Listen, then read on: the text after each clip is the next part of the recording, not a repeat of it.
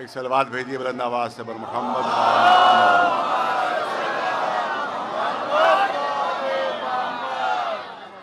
اعوذ باللہ السمیع العلیم من الشیطان اللعین الرجیم. بسم اللہ الرحمن الرحیم. الحمد للہ رب العالمین والصلاة والسلام علی سید الانبیاء والمرسلین سیدنا و نبینا و شفیع المذنبین ابی القاسم محمد.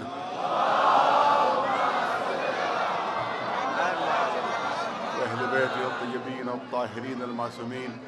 اما بعد فقد قال اللہ سبحانہ تبارک و تعالی فی کتابہ المبین وہو اصدق القائلین. وللہ یسجد من فی السماوات والارض طوعا وکرہا وظلالہم بالغدو والآصال. صلوات بھیجے بر محمد وآلہ محمد. شب ولادت امام زین العابدین علیہ السلام آپ تمام حضرات کو مبارک ہو. انتہائی مبارک شب، انتہائی مقدس شب، انتہائی پاک و پاکیزہ شب ہے. اسی مناسبت سے پہلے تمہیداً چند جملے آپ کے سامنے عرض کرنا ہے. آیہ کریمہ اعلان کر رہی ہے اور عجیب و غریب اعلان ہے جو بظاہر پہلی نظر میں کوئی اعلان سمجھ میں نہیں آتا ہے. بعد میں اس کی گہرائی مفسرین نے بتائی کہ اس آیہ کریمہ کا مطلب کیا ہے اور مفہوم کیا ہے. قدرت اعلان فرما رہی ہے وَلِلَّهِ يَسْجُدُ مَن فِي السَّمَاوَاتِ وَالْأَرْضِ. کائنات میں جو بھی ہے وہ اللہ کو سجدہ کر رہا ہے. من جو ہے وہ صاحبان عقل کے لیے آتا ہے، یعنی کائنات میں جتنے بھی صاحبان عقل ہیں، چاہے وہ انسان ہو، چاہے وہ جنات ہوں، چاہے وہ فرشتے ہوں، وہ سب کے سب اللہ کو سجدہ کر رہے ہیں. سب کے سب اللہ کو سجدہ کر رہے ہیں طوعاً و کرہاً. یہ سجدہ چاہے وہ اپنے اختیار سے کر رہے ہوں یا مجبوری میں کر رہے ہیں. عجیب آیت ہے جس پر تھوڑی دیر گفتگو کرنا ہے، اور پڑھے لکھے مجمع سے میرا خطاب ہے، سمجھدار مجمع سے، بافہم مجمع سے، باذوق مجمع سے میرا خطاب ہے کہ آپ دیکھیں اعلان قدرت کیا کر رہی ہے اور اللہ کی طرف سے کیا اعلان ہو رہا ہے. وَلِلَّهِ يَسْجُدُ مَن فِي السَّمَاوَاتِ وَالْأَرْضِ. آسمانوں اور زمینوں میں ہر ایک اللہ کو سجدہ کر رہا ہے. اب یہ سجدہ چاہے وہ اپنی مرضی سے کر رہا ہو، چاہے بغیر مرضی کے زبردستی وہ سجدہ کر رہا ہو، مگر سجدہ سب اللہ کو کر رہے ہیں. اور اس کے بعد عجیب جملہ ہے خود یہی نہیں کہ صرف ہر صاحب عقل اللہ کو سجدہ کر رہا ہے، بلکہ قدرت عجیب اعلان فرما رہی ہے کہ ان کی پرچھائیاں بھی، ان کے سائے بھی صبح و شام اللہ کو سجدہ کیا کرتے ہیں. عجیب آیہ کریمہ ہے، بہت سنجیدہ موضوع. میں چاہتا ہوں کہ ایک پڑھے لکھے مجمع کے لیے ایک سنجیدہ بات کہی جائے. آپ دیکھیں کہ بظاہر یہ حقیقت کے خلاف ہے. یہ اعلان قدرت جو ہے اگر ظاہری نظر سے دیکھا جائے تو یہ حقیقت کے خلاف نظر آ رہا ہے. سب اللہ کو سجدہ کر رہے ہیں، سب کر رہے ہیں، جبکہ حقیقت میں دیکھا جائے کتنے ہیں تو کافر ہیں، کتنے ہیں تو مشرک ہیں. کافروں کی تعداد زیادہ، مشرکوں کی تعداد زیادہ، اور قدرت اعلان کر رہی ہے کہ سب اللہ کو سجدہ کر رہے ہیں. نہیں، بہت توجہ چاہوں گا. اللہ کی طرف سے اعلان کہ سب اللہ کو سجدہ کر رہے ہیں. اور جب ہم نظر سے دیکھتے ہیں اور جب نظر ڈالتے ہیں تو پتہ چلتا ہے کہ اللہ کو نہ سجدہ کرنے والے زیادہ ہیں اور سجدہ کرنے والے کم ہیں. توجہ چاہوں گا. سجدہ کرنے والے کم ہیں. مسلمان کتنے ہیں؟ اور دوسرے قوموں کے مقابلے میں دیکھا جائے تو مسلمان اقلیت میں ہیں. تو اس کا مطلب ہے اقلیت میں ہیں تو سجدہ کر رہے ہیں، اکثریت میں ہیں تو سجدہ نہیں کر رہے ہیں. اور جو مسلمان سجدہ کر بھی رہے ہیں ان میں کتنے ہیں کہ جو صحیح معنوں میں سجدہ کر رہے ہیں اور کتنے ہیں کہ صرف نقلی سجدہ کر رہے ہیں. کتنے ہیں جو صرف نقلی سجدہ کر رہے ہیں، جو اسلام کے ٹھیکیدار ہیں، جو اسلام کے ذمہ دار اپنے کو بتاتے ہیں، وہ یہ بظاہر تو اللہ کو سجدہ کر رہے ہیں، لیکن کبھی امریکہ کو سجدہ ہے، کبھی برطانیہ کو سجدہ ہے، کبھی کسی اور سپر پاور کو سجدہ ہے۔ بظاہر اللہ کو سجدہ ہے، لیکن حقیقت میں بڑی طاقتوں کو سجدہ کر رہے ہیں۔ تو خود مسلمانوں میں بھی کتنے ہیں جو صحیح معنوں میں اللہ کو سجدہ کر رہے ہیں؟ بہت توجہ رہے، کتنے ہیں جو صحیح معنوں میں سجدہ کر رہے ہیں؟ اور اکثریت جو ہے، جو دیکھا جائے تو اکثریت جو ہے وہ اللہ کو نہ ماننے والوں کی ہے۔ اس کے بعد قدرت اعلان کر رہی ہے، عجیب چیز ہے، اس کے بعد اللہ کی طرف سے اعلان ہو رہا ہے کہ سجدہ تو تم سب اللہ کو کر رہے ہو، سجدہ تو تم سب اللہ کو کر رہے ہو۔ اب جیسے ہمارے کسی انسان کی بات ہوتی، کسی ہمارے جیسے انسان کی بات ہوتی تو یہ کہا جا سکتا تھا کہ صاحب روب ڈالنے کے لیے یہ بات کہہ دی گئی ہے، روب ڈالنے کے لیے بات کہہ دی گئی۔ مثال پیش کر دو، اپنی مثال پیش کرو کہ فرض کیجئے کہ کسی مقام پر مجھے بلایا گیا مجلس کے لیے، وہاں چھوٹی سی آبادی تھی، 10-15 گھر تھے، معلوم وہاں مجمع جو تھا 40-50 لوگ تھے، وہاں پر مجمع تھا۔ اب میں جب واپس پہنچا تو لوگوں نے پوچھا کہ کیسی مجلس ہوئی، کتنا مجمع تھا؟ اگر میں کہوں کہ 25-30 لوگ تھے تو بے عزتی ہے۔ میں نے کہہ دیا صاحب ہزاروں کا مجمع تھا، صاحب پورا میدان چھلک رہا تھا اور لوگ ممبر سے اترنے نہیں دے رہے تھے، اور پڑھیے اور پڑھیے، جب کہ کل آدھے گھنٹے کی مجلس ہوئی، مجمع بھی 20-25۔ تو اس کا مطلب ہے کہ میں نے روب ڈال، توجہ رہے، سنجیدہ چیز حل کرنا ہے کہ میں نے روب ڈالنے کے لیے بات کو بڑھا دیا، حقیقت کچھ تھی، میں نے کہہ دیا کچھ، تو کیا معاذ اللہ اللہ بھی روب ڈالنے کے لیے، روب ڈالنے کے لیے کہ سجدے تو بہت کم کر رہے ہیں لوگ، مگر وہ اعلان کر رہا کہ سب مجھی کو سجدہ کر رہے ہیں، سب مجھی کو سجدہ کر رہے ہیں۔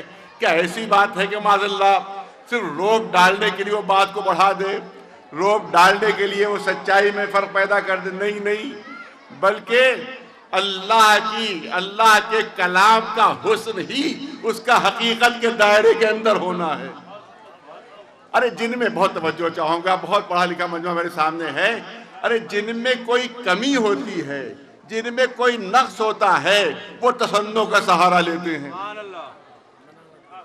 وہ بناوٹ کا سہارا لیتے ہیں، وہ تصنع کا سہارا لیتے ہیں۔ جن میں کچھ کمی ہوتی ہے، کوئی نقص ہوتا ہے، جہاں کوئی نقص ہوتا ہے وہیں چہرے کے اوپر معلوم پاؤڈر بھی ہے، مسی بھی ہے، پناہ چیز بھی ہے، معلوم کوئی نقص ہے جس کو چھپانا ہے، لیکن جس کے پاس ذاتی حسن ہوتا ہے وہ بناوٹ کا سہارا نہیں لیا کرتا۔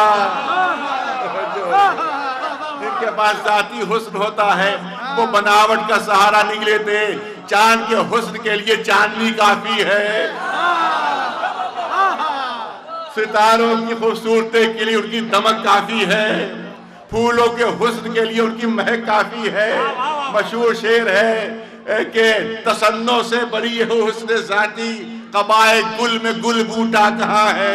ارے توجہ ہے، پھولوں کو اپنے حسن کے لیے الگ سے مصنوعی گل بوٹوں کی ضرورت نہیں ہے، قدرت نے جو حسن دیا وہی ان کی کشش کے لیے کافی ہے۔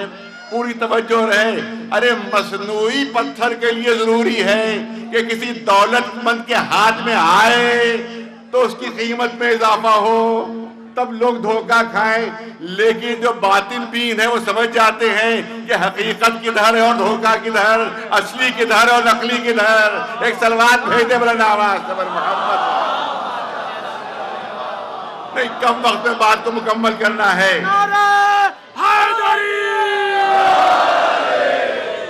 کم وقت میں اپنی بات کو مکمل کر دینا ہے۔ صاحبان ذوق تشریف فرمائے، آپ دیکھیں کہ بت، توجہ چاہو، ہلکا سا اشارہ ہے، بت قدوں کے لیے ضرورت ہے کہ ان میں سجاوٹ ہو تاکہ کشش پیدا ہو۔ مسجدوں کی سادگی ہی اس کی کشش کے لیے کافی۔ ارے توجہ چاہ رہا ہو، جن میں ذاتی بلندی نہیں ہوتی، ایک ایک لفظ پر توجہ رہے، ایک ایک لفظ پر، جن میں ذاتی بلندی نہیں ہوتی وہ چاہتے ممبر کے ذریعے سے بلندی مل جائے۔ جن کی ذاتی عزت نہیں ہوتی، وہ چاہتے محراب مسجد سے عزت مل جائے۔ اسی لیے جن میں ذاتی بلندی نہیں تھی ان کی کوشش تھی کہ نبی کا منبر مل جائے، جن میں ذاتی پاکیزگی نہیں تھی، عزت نہیں تھی، ان کی کوشش تھی کہ مسجد نبوی کی محراب مل جائے، جن میں ذاتی حکومت نہیں تھی ان کی تمنا تھی کہ تخت حکومت بیٹھ کر حکمراں کہلائے، لیکن جن کی ذاتی عزت ہے، جن کی ذاتی بلندی ہے، ان کو نہ منبر کی ضرورت ہے نہ محراب کی ضرورت ہے، بلکہ گھر کے اوپر ٹاٹ کا پردہ پڑا ہوا ہے مگر جبریل آنا فخر محسوس کر رہے ہیں، رضوان دردی بن جانا فخر محسوس کر رہے ہیں، ملائکہ جھولا جھولانا فخر محسوس کر رہے ہیں۔ صلوات بھیجتے محمد صلی اللہ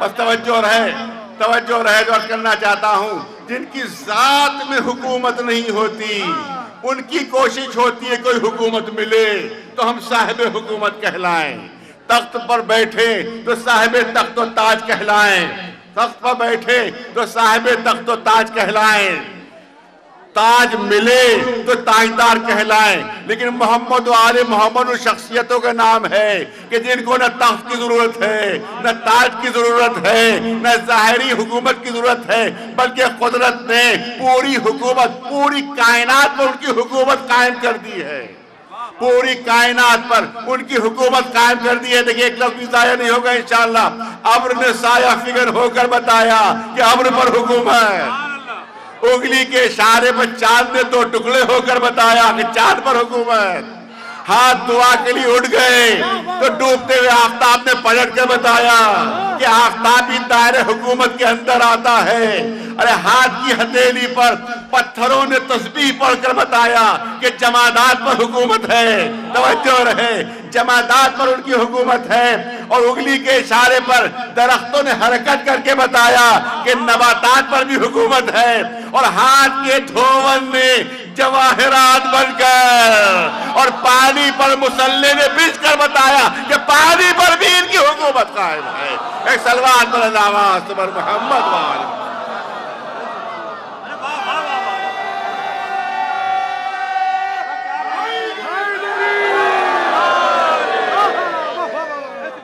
بس توجہ رہے، ایک بہت بڑا اعتراض کیا جاتا ہے،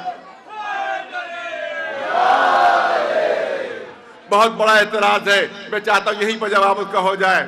بہت بڑا اعتراض ہے کہ صاحب تم یہ کہتے ہو کہ حکومت اہل بیت کا حق تھا، حکومت اہل بیت کا حق تھا، تو اتنا بتاؤ کہ اہل بیت نے کبھی حکومت حاصل کرنے کی کوشش کیوں نہیں کی؟ میری جیب سے اگر کوئی 100 روپے نکال کے لے جائے، جیب سے نکال کر کوئی جیب کترا وہ نکال کے لے جائے، تو پہلے تو میں خود دوڑوں گا کہ کسی طرح 100 روپے چھین لو، جب خود نہیں دوڑ پاؤں گا تو دوسروں کو فریاد کر کے پکاروں گا، ارے بھائی اس کو پکڑو 100 روپے لیے جا رہا ہے میرا۔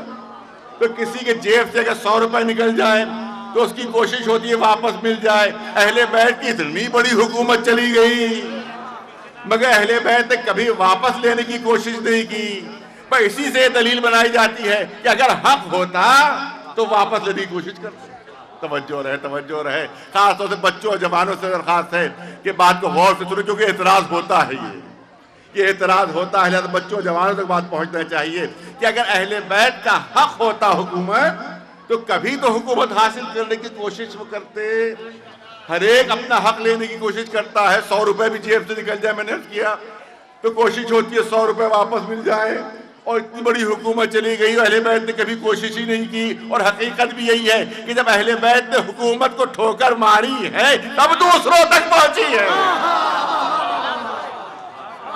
سب سے بڑی حقیقت یہی ہے کہ کبھی حکومت کی پرواہ نہیں کی، تو اسی کو لوگ دلیل بنا لیتے ہیں، کہتے ہیں صاحب اس کا مطلب ہے کہ اہل بیت کا حق ہی نہیں تھا اسی لیے انہوں نے کوشش نہیں کی۔ نہیں، توجہ رہے، جو مثال پیش کرنا چاہتا ہوں، اب یہاں کی تو مثال نہیں ہے، لکھنؤ کی مثال پیش کرو کہ لکھنؤ میں سب سے قیمتی جو بازار ہے وہ حضرت گنج ہے، کہ جہاں اگر کسی چھوٹے بازار میں 100 روپے کی چیز ملے گی تو وہاں 500 کی ملے گی، اور لوگ اسٹیٹس سمبل سمجھتے ہیں اور روب ڈالنے کے لیے کہتے ہیں حضرت گنج سے خرید کے لائے ہیں صاحب، تاکہ دولت کا روب جم جائے کہ صاحب بہت بڑے آدمی ہیں، حضرت گنج سے خریداری کیا کرتے ہیں۔ توجہ رہے، تو وہ اسٹیٹس سمبل بن گیا ہے حضرت گنج کہ صاحب وہاں سے خرید کے لائے، جبکہ خریدنے والا سمجھ رہا ہے کہ اگر نخاس سے خریدیں گے تو 100 کی ملے گی، یہاں 500 روپے کی مل رہی ہے، لیکن روب ڈالنے کے لیے وہ 500 کی چیز خریدی جاتی، توجہ رہے۔ تو بس یہی مثال پیش کر دوں آپ کے سامنے، بچوں جوانوں کے لیے مثال ہے کہ ایک بہت بڑے کوئی سیٹھ کروڑ پتی تھے، وہ ایک بہترین کار سے حضرت گنج میں آئے، کار بھی 2-3 کروڑ روپے کی تھی، اب جو بھی کار تصور کر لیجئے، 2-3 کروڑ روپے کی کار بھی تھی، اس میں سے نکلے بہترین تراش خراش کا سوٹ پہنے ہوئے، اترے، جیب سے انہیں نے بٹوا نکالا، بٹوا بھی بڑا تندرست تھا، بہت تندرست بٹوا تھا، اور اس میں سے انہیں نے بڑی مشکل سے 1000 روپے کا نوٹ کھینچا، اس میں سے نوٹوں سے بھرا وہ بٹوا، اس سے 1000 روپے کا نوٹ کھینچا انہیں نے، اور اس کے بعد نوکر کو دیا کہ سامنے کی دکان سے فلاں چیز خرید لا۔ اتفاق سے ان کے بٹوے میں ایک اٹھنی بھی تھی، اتفاق سے ان کے بٹوے میں ایک اٹھنی بھی تھی۔ اب جو انہوں نے 1000 کا نوٹ کھینچا تو اتفاق سے وہ اٹھنی جو تھی وہ نوٹ کھینچنے میں بٹوے سے نکل کر سڑک پر گری اور لڑھکتی ہوئی سامنے نالی میں چلی گئی، لڑھکتی ہوئی سامنے نالی میں چلی گئی۔ اب مجھے اتنا بتائیے کہ جس کا بٹوا نوٹوں سے بھرا ہوا ہو، جو 2 کروڑ کی گاڑی سے اترا ہو، جس کی تجوری بھری بھی ہو، جس کے خزانے بھرے ہوئے ہوں، کتنا بینک بیلنس ہو، اگر ایک بٹوے سے ایک اٹھنی لڑک کر نالی میں چلی گئی تو کیا وہ نالی میں ڈھونڈے گا اٹھنی کہ کدھر گئی؟ وہ تو پلٹ کر بھی نہیں دیکھے گا کہ گئی کہاں۔ توجہ چاہ رہا ہوں، وہ تو پلٹ کر بھی نہیں دیکھے گا گئی کہاں، کیونکہ اس کے خزانے تو پہلے ہی سے بھرے ہوئے ہیں۔ تو بس یوں ہی سمجھ لیجئے، اگر کسی کی پونجی وہی کل اٹھنی ہے تب تو وہ ہر طرح سے تلاش کرے گا کہ مل جائے، جس کے خزانے بھرے ہوئے وہ پلٹ کر بھی نہیں دیکھے گا کہ کون لے گیا۔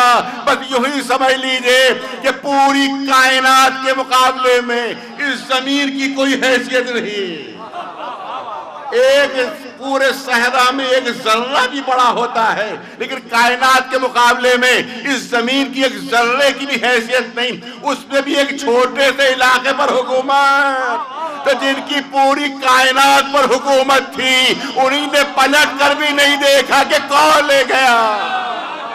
ایک سلوات بھیج دے مولانا آواز پر محمد والے۔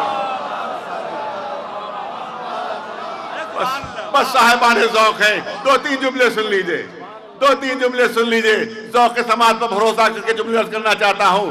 جن کی پوری کائنات پر حکومت ہو، ایک چھوٹی سی حکومت اگر کوئی لے جائے تو ان کو کوئی پرواہ بھی نہیں ہوگی کہ کون لے گیا۔ بس سنیے، ارے جس کے قبضے میں پورا سمندر ہو وہ ایک قطرے کی کیا حیثیت سمجھے گا، جس کے اختیار میں پورا صحرا ہو وہ ایک ذرے کی کیا حقیقت سمجھے گا، اور جس کے ٹھوکر مارنے سے مٹی سونا بن رہی ہو وہ دنیا کے خزانوں کی کیا حقیقت سمجھے گا، اور جس کے اشارے پر دیکھیں بعض اوقات مجمع اشارہ جملہ ضائع نہیں ہوگا، جس کے اشارے پر ڈوبتا ہوا آفتاب پلٹ رہا ہو وہ دنیا کی ڈوبتی بھی حکومت ہوگی، کیا حیثیت سمجھے گا، اور جس کے قدم مہر نبوت پر آ رہے ہو وہ تخت حکومت کی کیا حیثیت سمجھے گا۔ ایک سلوات بلند آواز پر محمد وآل محمد۔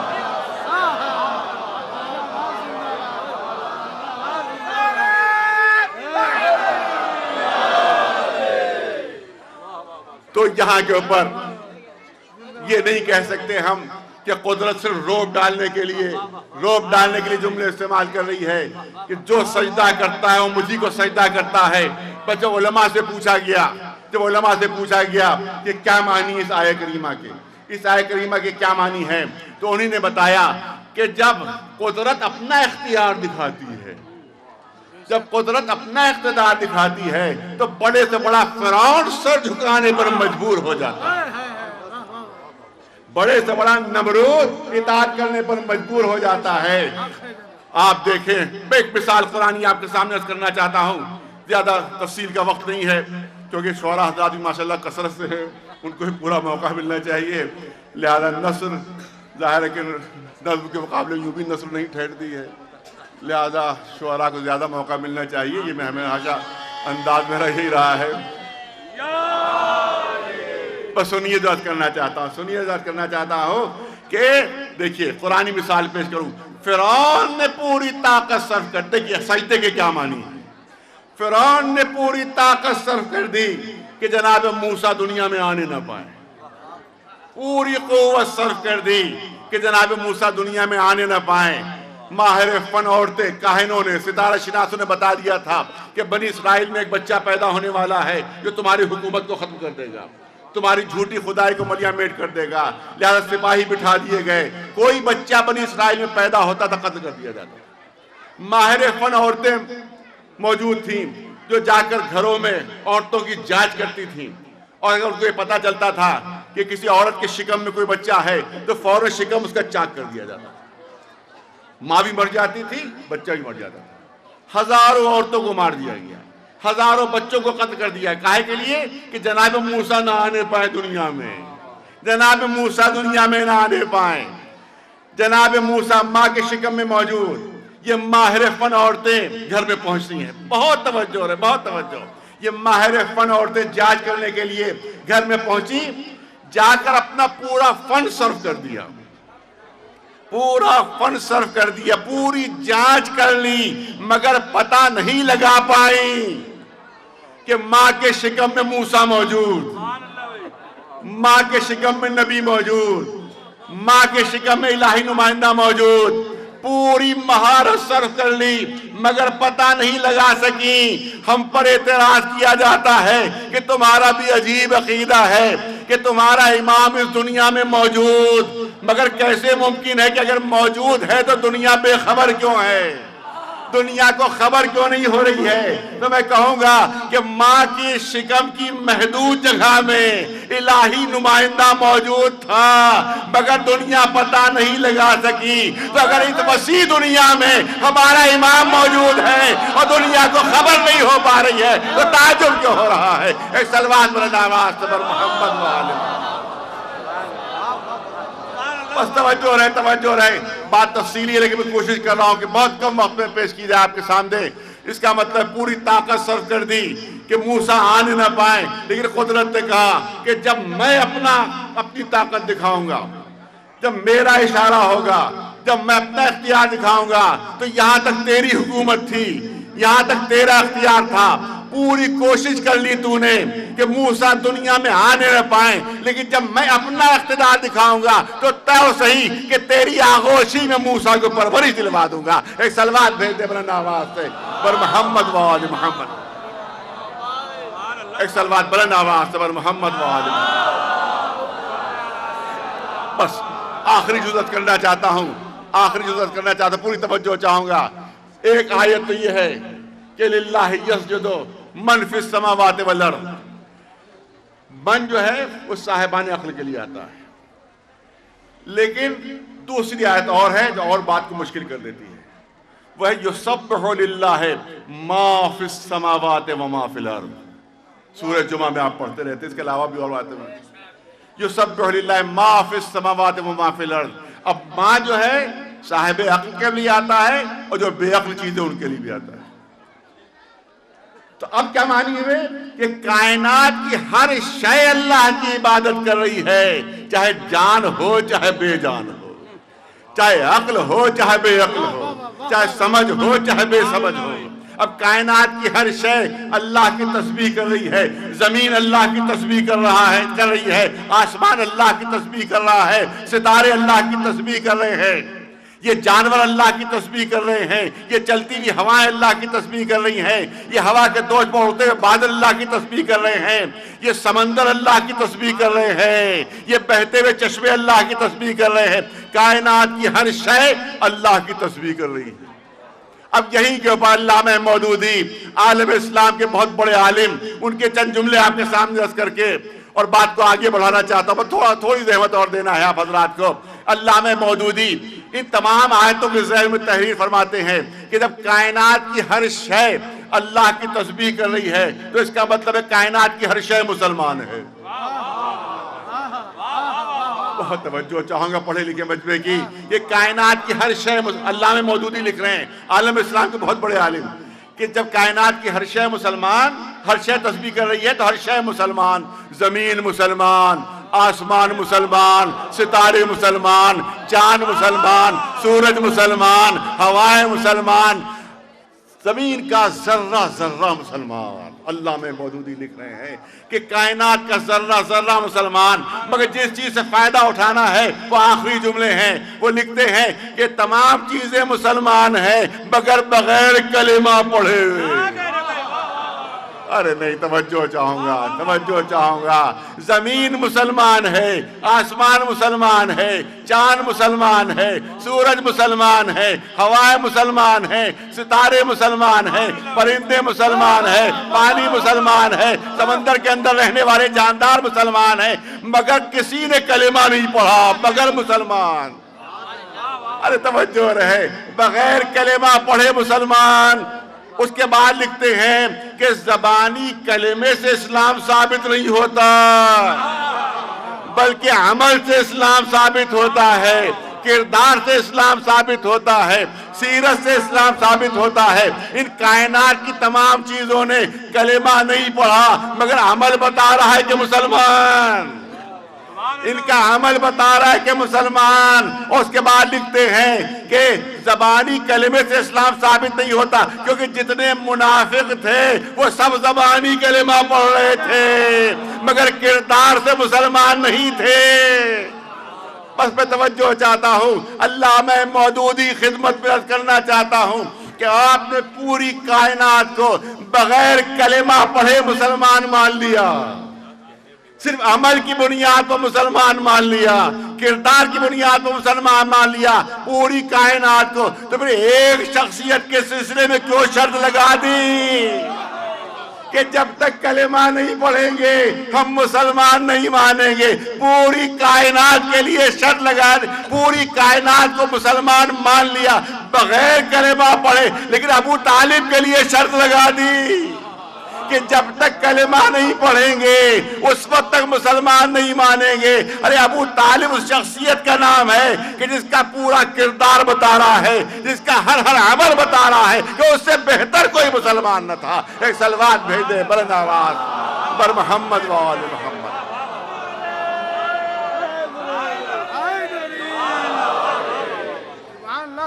ایک صلوات بلند آواز سے بر محمد و آل محمد.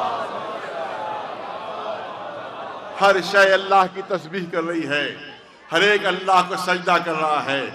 اب میں بات کو مختصر کر کے اپنی بات کو ختم کرنا چاہتا ہوں کیونکہ تفصیل اس میں بہت ہے. جہاں سجدوں کا ذکر آئے گا، جہاں عبادتوں کا ذکر آئے گا، وہاں ناممکن ہے کہ سید الساجدین کا ذکر نہ ہو، زین العابدین کا ذکر نہ ہو. تذکرہ انہی کا کرنا ہے تھوڑی دیر کیونکہ شب ولادت ہے، جو زین العابدین بھی ہیں، سید الساجدین بھی ہیں. آپ دیکھیں کہ جب جناب آدم کی خلقت ہوئی تو اعلان ہوا وَإِذَا سَوَّيْتُهُ وَنَفَخْتُ فِيهِ مِن رُوحِي فَقَعُوا لَهُ السَّاجِدِينَ. تمام فرشتوں سے کہا گیا کہ سب کے سب ساجدین بن جاؤ. سب کے بہت توجہ رہے. امام کا تذکرہ آ گیا، جن کی شب ولادت ان کا تذکرہ آ گیا. دیکھیے فرشتوں سے کہا گیا کہ تم سب کے سب ساجدین بن جاؤ. اور انبیاء کے لیے اعلان ہوا کہ کانوا لنا عابدین. یہ سارے انبیاء ہمارے لیے عابدین ہیں. اس کا مطلب یہ ہے جب فرشتوں کے اسٹیٹس کو بڑھایا گیا، ارے توجہ رہے، جب فرشتوں کے اسٹیٹس کو بڑھایا گیا تو ساجدین کا لقب دیا گیا. جب فرشتوں کے اسٹیٹس کو بڑھایا گیا تو ساجدین کا لقب دیا گیا. اور جب انبیاء کے مرتبے کو بڑھایا گیا تو عابدین کا لقب دیا گیا. ارے توجہ رہے، جب انبیاء کے مرتبے کو بڑھایا گیا تو ان کو عابدین کا لقب دیا گیا. جب فرشتوں کے اسٹیٹس کو بڑھایا گیا تو ان کو ساجدین کا لقب دیا گیا. لیکن ہمارا امام وہ ہے جب ملائکہ میں آتا ہے تو سید الساجدین بن جاتا ہے، جب انبیاء میں آتا ہے تو زین العابدین بن جاتا ہے. ایک صلوات بلند آواز پر محمد و آل محمد.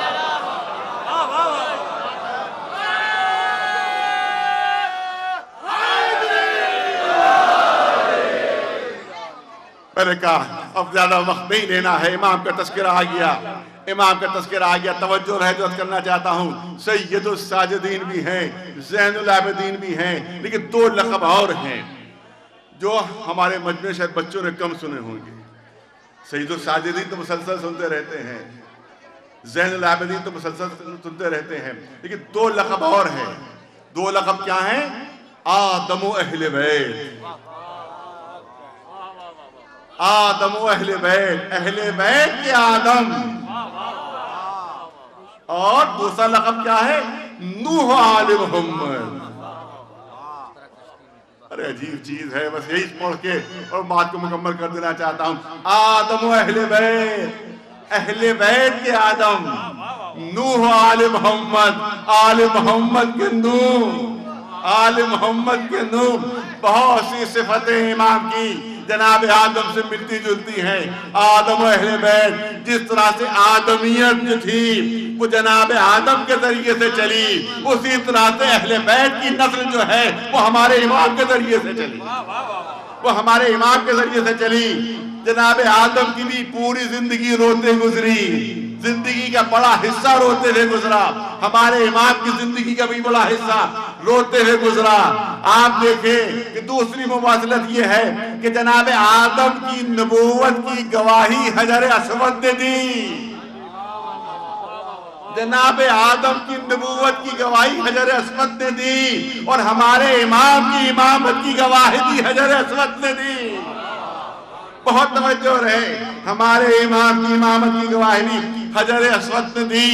آدم جنت سے حجر اسود کو لانے والے، توجہ رہے، آدم جنت سے حجر اسود کو لانے والے، اور تاریخ گواہ ہے کہ جب حجر اسود اپنی جگہ سے ہٹ جاتا ہے تو یہی امام ہیں جو اپنے ہاتھوں سے اس کو نصب کرنے والے۔ ایک صلوات بھیجے بلند آواز سے پر محمد و آل محمد۔ نہیں، وقت نہیں ہے، کیا کیا جائے، وقت نہیں ہے، ورنہ بہت اہم پہلو ہے۔ صرف دو موقع ایسے آئے ہیں جو کعبے کے قریب اژدہا نظر آیا ہے،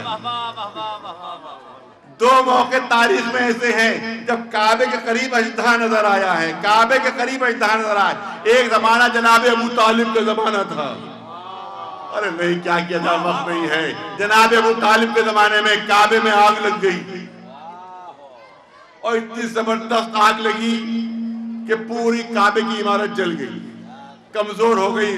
دوبارہ اس کی بنیادیں ڈالنا ہے، دوبارہ بنیادیں ڈالنا ہے۔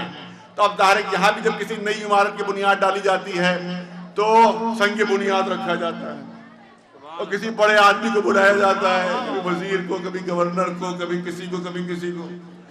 اب وہاں سنگ بنیاد رکھنا تھا کعبے کا۔ اب مشرکوں نے جناب ابو طالب کو خبر نہیں کی، کیونکہ جناب ابراہیم نے سنگ بنیاد رکھا تھا، لہذا تولیت جناب ابو طالب کے پاس تھی، لہذا انہی نے سوچا اب سنگ بنیاد ہم رکھیں گے تو متولی ہم بنیں گے۔ تولیت کا جھگڑا اس زمانے میں بھی تھا۔ ایک سلوان بھیجے کہ جب ہم سنگ بنیاد رکھیں گے تو ہم متولی بنیں گے، ساری آمدنی ہماری ہو جائے گی۔ لہذا اب انہی نے سنگ بنیاد رکھنے کے لیے جو اپنے خیال میں سب سے بڑا مشرک تھا، جو اس زمانے کا سب سے بڑا کافر تھا، اس کو بلایا۔ اب وہ خندق کھدی ہوئی ہے جس پہ سنگ بنیاد رکھنا ہے۔ جیسے یہ صاحب سنگ بنیاد وہ پتھر لیے ہوئے جیسے قریب پہنچے، دیکھا خندق کے اندر ایک بہت بھیانک اژدہا، بہت بھیانک اژدہا۔ یہ ڈر کے پیچھے ہٹ گئے، پورا مجمع پیچھے ہٹ گیا۔ اب اس کے بعد میں سوچا کہ اس دن اتفاقاً آ گیا ہے، اگلے دن شاید غائب ہو جائے گا، پھر اگلے دن کے لیے ملتوی کر دیا گیا۔ دوسرے دن پھر پہنچے، دیکھا پھر وہی اژدہا موجود۔ تیسرے دن پھر پہنچے، پھر وہی اژدہا موجود۔ اب کیا کیا جائے؟ سنگ بنیاد رکھنا ضروری، بنیاد اٹھانا ضروری، کیونکہ عرب والوں کو کعبے سے ہمدردی نہیں تھی، اپنی تجارت سے ہمدردی تھی، کیونکہ تجارت میں جتنی سہولت ملتی تھی وہ کعبے کی وجہ سے ملتی تھی۔ کعبہ ہی نہیں رہے گا تو سہولت بھی نہیں ملے گی۔ اب کیا کیا جائے؟ اب یاد آئے ابو طالب، ارے توجہ رہے، اب یاد آئے ابو طالب کہ اب کعبہ تو نہیں بننا ہے، لہذا بلاؤ ابو طالب کو۔ جناب ابو طالب کو لایا گیا۔ کیا مسئلہ ہے؟ کہ 3 دن گزر چکے ہیں، بہت توجہ، بہت توجہ، 3 دن گزر چکے ہیں۔ بنیاد کے اندر ایک بھیانک اژدہا ہے. عمارت بنے تو کیسے بنے, سنگ بنیاد رکھے تو کیسے رکھے. ابو طالب نے کہا لا بنیاد کا پتھر مجھے دو, لا سنگ بنیاد مجھے دو, میں رکھوں گا, میں رکھوں گا. ابو طالب آگے بڑھ رہے ہیں, پیچھے سے لوگ ڈرا بھی رہے ہیں. اے ابو طالب ہوشیار رہیے گا, بڑا خطرناک اژدہا ہے, بڑا خوفناک اژدہا ہے. لیکن ابو طالب کے قدم نہیں رک رہے ہیں, کیونکہ باپ کس کے ہیں, کیونکہ باپ کس نے ہے, جس نے گہوارے میں کلے اژدر کو چیرا. قدم ابو طالب کے آگے بڑھ رہے ہیں. جیسے ہی بنیاد کے قریب پہنچے ویسے ہی وہ اژدہا غائب ہوا. گویا وہ یہی اسی لیے تھا کہ ابو طالب کے علاوہ کوئی قدم نہ رکھنے پائے. ابو طالب کے علاوہ کوئی قدم نہ رکھنے پائے. جیسے جناب ابو طالب قریب پہنچے اژدہا غائب ہوا. جناب ابو طالب نے سنگ بنیاد رکھا, اسی بنیاد کے اوپر کعبے کی عمارت قائم ہوئی. ارے توجہ چاہوں گا, جہاں جہاں تک آواز جا رہی ہے توجہ چاہوں گا. اسی سنگ بنیاد کے اوپر کعبے کی عمارت تعمیر ہوئی. اب ابو طالب کے لیے جو دل چاہے کہو, جو دل چاہے کہو. کافر کہنا چاہتے ہو, مشرک کہنا چاہتے ہو, مگر اس بات کو سوچ لو کہ اگر کافر و مشرک کہا تو سنگ بنیاد رکھنے والا کون ہوگا؟ ایک کافر و مشرک بن جائے گا تو تمہارے سجدوں کے تقدس کا کیا ہوگا, نمازوں کی پاکیزگی کا کیا ہوگا؟ ایک صلوات بھیج دے مولانا عباس پر محمد.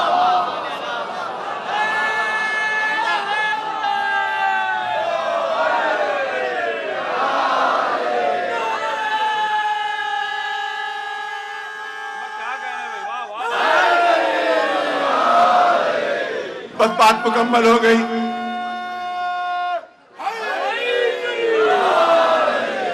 ایک تو جناب ابو طالب کے زمانے میں وہ اژدہا, پھر اژدہا کب نظر آیا, کب نظر آیا؟ جب چوتھے امام کا زمانہ, جب چوتھے امام کا زمانہ, پھر کعبے کی عمارت تعمیر ہو رہی ہے, پھر سنگ اسود رکھنا ہے, پھر سنگ اسود رکھنا ہے, پھر حجر اسود رکھنا ہے, پھر اژدہا موجود. ارے توجہ رہے, پھر اژدہا موجود. لوگ جاتے ہیں اور ڈر کے واپس, بادشاہ وقت جاتا ہے واپس آ رہا ہے, خلیفہ وقت جا رہا ہے واپس آ رہا ہے. ارے رسول کا نقلی نمائندہ جاتا ہے اور واپس آتا ہے. بنیاد پڑے تو کیسے پڑے؟ پتا چلا فرزند رسول مکے میں موجود ہے, فرزند رسول مکے موجود ہیں, وہی مسئلے کو حل کر سکتے ہیں. ان کو اطلاع ہوئی, مولا تشریف لائے. جیسے ہی سنگ اسود کے قریب پہنچے ویسے ہی وہ اژدہا غائب ہوا. گویا یہی اسی لیے تھا کہ امام کے علاوہ کوئی آنے نہ پائے. ایک صلوات بھیج دے مولانا عباس. امام نے اپنے ہاتھوں سے وہ سنگ اسود رکھا, وہ حجر اسود رکھا, اپنے ہاتھوں سے رکھا. اس کا مطلب یہ ہے کہ اب یہ دوسری مرتبہ اژدہا, لیکن ایک اژدہا اور بھی تاریخ میں ہے. بس وہی عرض کر کے بات مکمل کرنا چاہتا ہوں. وہ اژدہا کس وقت؟ جس وقت امام نماز پڑھ رہے ہیں. بس آخری جملے بات مکمل ہو گئی. جب امام نماز پڑھ رہے ہیں تو اب شیطان نے سوچا کہ اب خضوع و خشوع میں فرق ڈالے. اب میں کسی دوسرے کا تذکرہ کیوں کروں, اپنے ہی کیوں نہیں بات کہہ دوں. لا خضوع اور خشوع سے نماز کو نہ پڑھ رہا ہوں.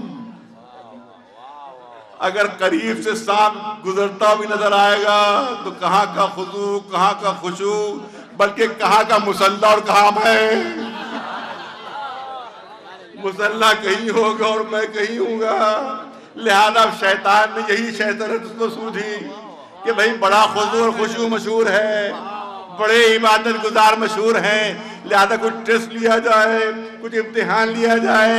لہذا ایک اژدہے کی صورت میں آتا ہے, اژدہے کی صورت میں آتا ہے, ایک بھیانک سانپ کی صورت میں مصلی پر آ جاتا ہے. امام کے خضوع اور خشوع میں فرق نہیں آیا, ذرا سا توجہ میں فرق نہیں آیا. اب اردو کی مثل ہے کہ جب بلی کھسیانی ہو جاتی ہے تو کھمبا کھسوڑتی ہے. جب بلی کھسیانی ہو جاتی ہے تو کھمبا کھسوڑتی ہے. جب شیطان کھسیانا ہوا تو اب مولا کے انگوٹھے کو چبانے لگا کہ کسی طرح سے اب خضوع و خضوع میں فرق آ جائے، لیکن امام کی توجہ ذرا سے بھی نہیں بٹی، شرمندہ ہو کر منہ ہٹایا، آسمان میں آواز آئی، انت زین العابدین انت سید الساجدین۔ ایک صلوات بھیجے بلند آواز سے بر محمد، تم سید الساجدین ہو، تم زین العابدین ہو۔ بس آخری جملہ نت کرنا چاہتا ہوں صاحبان ذوق کے لیے، مجھے اتنا بتا دیجئے، لمحہ فکریہ ہے، شیطان کو کسی اور امام کے سلسلے میں یہ جرأت کیوں نہ ہوئی کہ سانپ بن کر آتا اور ڈرانے کی کوشش کرتا؟ کسی اور امام کے لیے کیوں نہیں جرأت ہوئی؟ مولا علی کے لیے کیوں نہیں ہوئی؟ امام حسن کے لیے کیوں نہیں ہوئی؟ امام حسین کے لیے کیوں نہیں ہوئی؟ کسی اور امام کے لیے کیوں نہیں ہوئی جرأت؟ صرف چوتھے امام کے لیے کیوں جرأت ہوئی اسے؟ بہت توجہ، صرف چوتھے امام کے لیے کیوں جرأت ہوئی؟ تو ایک ہی سبب سمجھ میں آتا ہے، وہ سبب یہ ہو سکتا ہے کیونکہ اس نے سن لیا تھا کہ ان کا ایک نام ہے آدم اہل بیت۔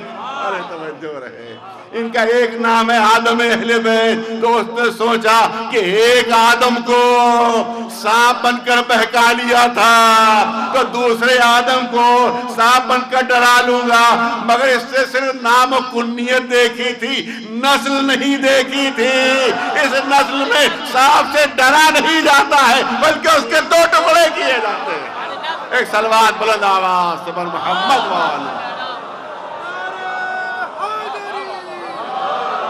پالنے والے، تیری بارگاہ میں ہم دست بدعا ہیں کہ اس چوتھے امام زین العابدین علیہ السلام کے طفیل میں پالنے والے جتنے بھی یہاں پر لوگ حاضر ہیں، جو لوگ بیمار ہیں ان کو شفا عنایت فرما دے، پالنے والے جو بے اولاد ہیں ان کو اولاد کی نعمت سے نواز دے، پالنے والے جو لوگ یہاں اپنی حاجات لے کر آئے ہیں، پالنے والے ان کی حاجات کو پورا فرما دے، پالنے والے جو بے روزگار ہیں ان کو روزگار عطا فرما دے، جو باروزگار ہیں ان کو روزگار میں ترقی عنایت فرما دے، پالنے والے جو حج و زیارت کی متمنی ان کے تمنا پوری فرما دے، پالنے والے جہاں جہاں مسلمان ہیں ان کی حفاظت فرما، خصوصیت سے جو دوستداران محمد و آل محمد علیہ السلام ہیں ان کی جان و مال و عزت و آبرو محفوظ و معمور رہے، پالنے والے جتنے بھی دہشت گرد ہیں وہ دنیا سے نیست و نابود ہو جائیں، اور جو ملک دہشت گردوں کا سپورٹ کر رہے ہیں ان کی حکومتیں بھی نیست و نابود ہو جائیں، پالنے والے پرچم اسلام سربلند رہے، پرچم کفر و نفاق سرنگو رہے، پالنے والے ہمارے آخری امام کے ظہور میں تاجیل فرما اور ہم کو ان کے غلاموں و جانثاروں میں شمار فرما۔ ایک صلوات بھیج دیں بلند آواز۔